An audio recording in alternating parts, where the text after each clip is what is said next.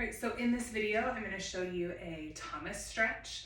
So one of the things that I tell students quite often is that if you are paying attention, your test frequently will become your treatment. And so in our patients who have tight hip flexors, maybe an increase in their lumbar, extension range of motion, or a flattened lumbar lordosis, we might find that their hip flexors are really tight, and that's part of what's pulling their lumbar spine forward.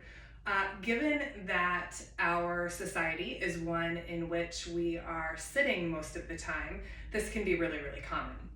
So one of the things that I like to send people home with is what's called the Thomas stretch. The way we look for tightness in our hip flexors is through the Thomas test. So your test becomes your treatment. So most people can do this off the edge of their bed. If they have a platform bed, it might be a little bit harder because those beds are lower. So sometimes I'll have them grab like a couch cushion off of their couch and then go put it on top of their bed so that they've got a little bit more range of motion to work with. What you want to do is sit on the edge, so the hip or your butt crease is going to be right on the edge of the bed, and then you're going to lay back. And if they can do this without pain, you're going to have them bring both knees into your chest. But if it's painful, we can just do one at a time.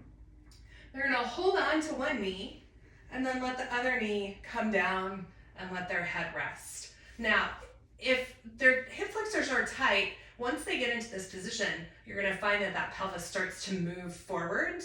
And what you want to do is cue them to pull their belly button in. One of my favorite cues is like you're zipping up a pair of tight jeans.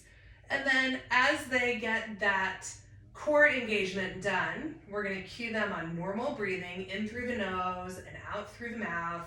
And we're just going to hold on to this leg.